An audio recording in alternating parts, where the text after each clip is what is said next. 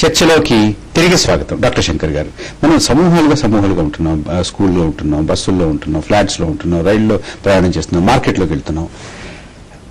దీన్ని వ్యాప్తి చెందకుండా ఏం చేయాలి? ఇందులో మనం జనాన్ని ఎడ్యుకేట్ చేయాల్సిన అవసరం ఉంది. ఒకటి ఏంటంటే ఒక సామాజిక పరంగా జనాన్ని మనం చాలా మటుకు వాళ్ళను మొన్న వార్తాపత్రికలు చూసాము. పూణేలో ఒక బడిలో టీచరు మొత్తం క్లాస్ రూమ్ అంతా కూడా ఈ మాస్క్స్ పెట్టుకుని ఉన్నటువంటి ఫోటోగ్రాఫ్ చూసాం. మాస్క్స్ పెట్టుకోవాలా? మాస్క్ కొంచెం వరకు ప్రొటెక్షన్ ఇస్తాయి, పూర్తి 100% ప్రొటెక్షన్ కాదు.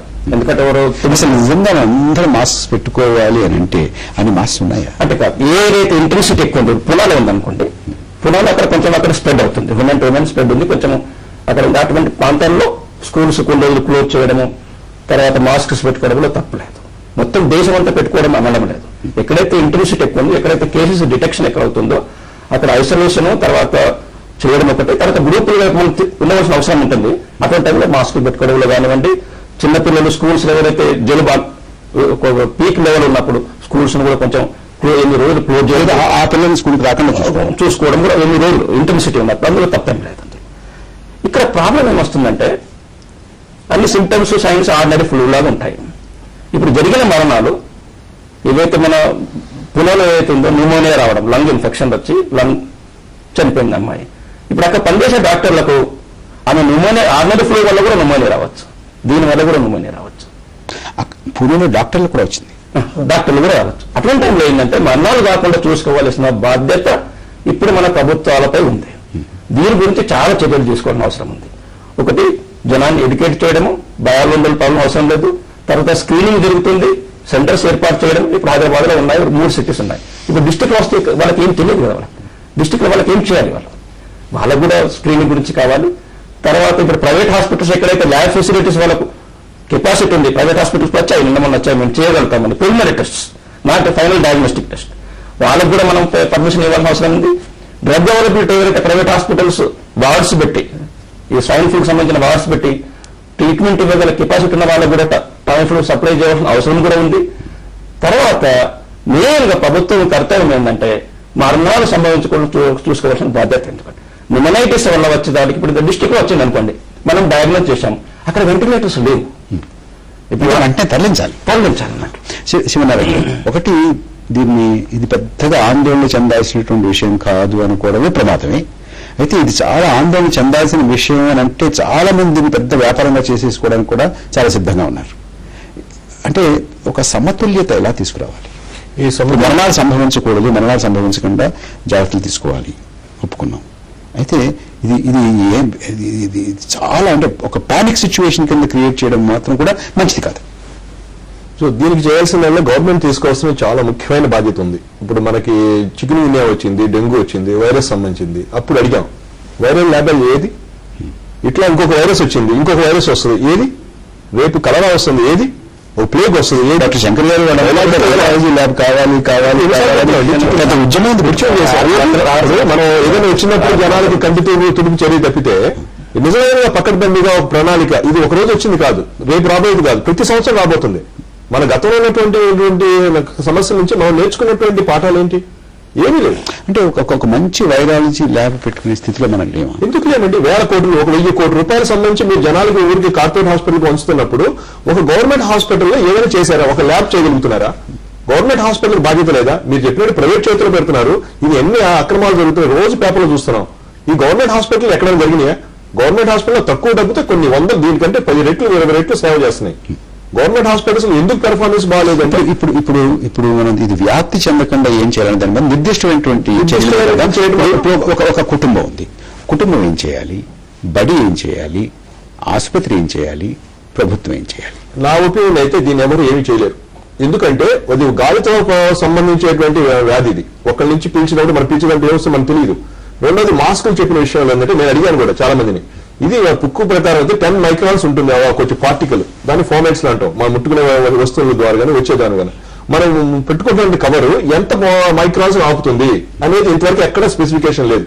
ఈ పలానా స్పెసిఫికేషన్ ఉన్నటువంటి మాస్క్ కొనుక్కోండి, ఈ మాస్క్ ఇన్ని మైక్రాన్స్ కంటే ఈ పోరు కంటే లోపల పోనీయకూడదు, కరెక్టే. కానీ ముక్కు వైపు పోకుండా పక్క నుంచి గాలిపోతుంది కదా, మన గాలిని ఎంతవరకు కంట్రోల్ చేయగలరు?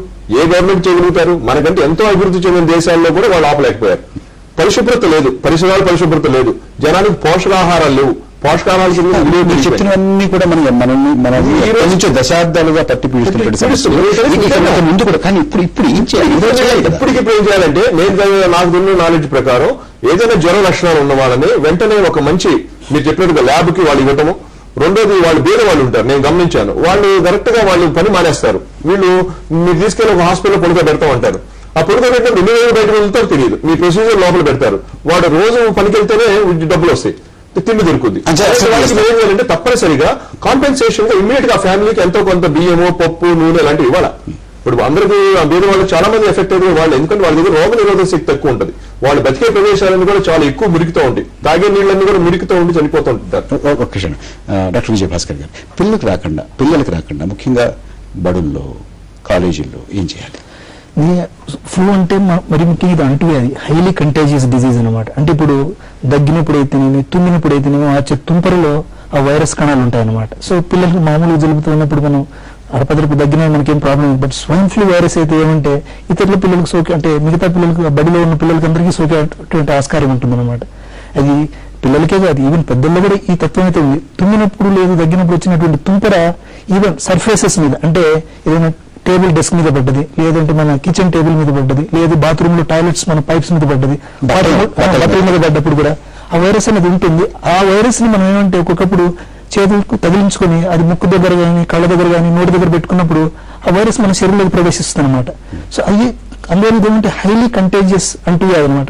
అందువల్ల ఒకవేళ ఏ పిల్లలకైతే ఇటువంటి వ్యాధి లక్షణాలు ఉన్నాయో, అంటే జలుబు వచ్చింది, జ్వరం వచ్చింది, వ్యాధి లక్షణాలు ఉన్నాయో అన్నటువంటి పిల్లల్లో ఎందుకైనా మంచిది అటువంటి పిల్లలకి వాళ్ళ తల్లిదండ్రులకు మనకు టీచర్ నోట్ పంపించాల్సిన అవసరం ఉంటుంది. మీ పిల్లవాడికి ఇట్లాంటి జలుబు లక్షణాలు ఉన్నాయి కాబట్టి ఇది స్వైన్ ఫ్లూ కావచ్చా కాదా అన్నట్టు చేయించుకోండి. అప్పటి వరకు బడికి పంపించండి.